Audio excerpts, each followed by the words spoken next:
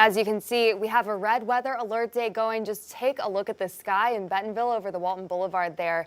Scott, we are expecting a lot could happen in the next few hours. The potential for tornadoes, hail, even more than that. Yeah, I'm afraid so. Storms are firing off to our north and our west. You look live out there and you notice some breaks in the clouds, letting some sunshine filter in. That sunshine really jazzing up the atmosphere. It's adding some fuel to the air that these storms will eventually tap into. Now, it's really quiet across 5 country at the moment, but we're really keeping our eyes close on these cells that are developing off to our west. They're isolated in nature, generally moving off towards the north and east. You see this hook echo already developing.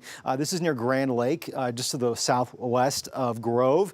That's not going to impact our neck of the woods. It will move into parts of southwestern Missouri, but you start to see this development a little bit closer to the Tulsa area. That's those cells and anything that potentially could develop out ahead of the line that very well could turn tornadic quickly. Tornado watch in effect for all of the area running until 10 o'clock tonight. At that point, our thinking is these storms will shift to the east into parts of central Arkansas, and they'll deal with the brunt of that line of storms. Right now, damaging winds, large hail, probably our 2 primary concerns, 60 to 80 mile per hour winds, quarter to baseball size hail. That's going to be most likely with this setup, but the tornado potential is there. We've increased it to the medium category. There's enough wind shear in the atmosphere that perhaps the models really didn't pick up on yesterday very well, and on account for that, that has been increased. A couple of the tornadoes could be on the stronger side. Here's what's happening out there. There's warm, moist air continuing to spill right into Arkansas and Oklahoma out ahead of a cold front. The cold front's pretty slow mover, but it'll eventually move our direction. Storms firing up along it. Initially, they're going to be discrete and isolated in nature, and we don't like that. We don't like those supercells being out there by themselves.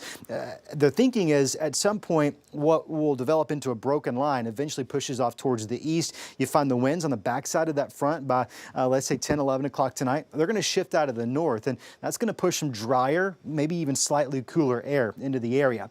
Right now, we're looking at the storm fuel. It's the energy in the atmosphere, and we're really high, unseasonably high. You find we're nearing the top of the scale, right? Lots of reds out there. This is storm fuel that will aid the development of updrafts, and there's so much that these storms will fire pretty quickly. You're not going to see them evolve over an hour or two. You're going to see them go from a tiny speck on radar to a supercell thunderstorm with probably in just a matter of minutes. Easy to understand why. Temperatures out there right now are really warm. We're in the upper 80s in places like Fort Smith and Podo, Sallisaw at 87, low to mid 80s in northwest Arkansas.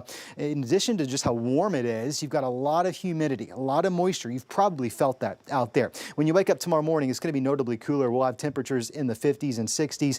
Tomorrow afternoon, we should find temperatures a little bit cooler there in the 80s. 7-day forecast shows it's going to turn breezy tomorrow. We'll see some sunshine, however. Temperatures continue to drop going into Friday. How about that? We'll close out the work week sunny and 72. Finally, thank goodness. A great way to end the work week. The weekend not looking bad at all. Mother's Day weekend, of course. Both days should see partly to mostly sunny skies. 77 on Sunday. We will have a slight chance of a stray shower, primarily in the River Valley. On Sunday, I don't think it's going to be widespread at all. There's going to be a disturbance passing off to our south, but maybe we're close enough to it. It'll swing us a stray shower. Better odds of rain and increasing temperatures the first half of next week. Looks like by Wednesday, about 7 days from now, we'll be back in the 80s. Really, the timeline for this, now till 10 o'clock tonight. That's right. That's right. I think this is going to be when we start to see those storms really pop up and move our direction. So definitely need to be weather aware. We've got the full team here. We're tracking this very, very seriously. Meteorologist Zach Scott, Bella Grace in studio. Stephen Elmore is going to be on the road in the 5 News Storm Chaser, keeping our eyes peeled. Yeah, and you can feel it in the air. Yeah. Even just really a couple can. hours ago, it was so windy. Feels a little humid out there. Just all those ingredients. A lot of folks will talk about just having that feel to the air. And then you step outside and you instantly know. It just has that feel. Yes.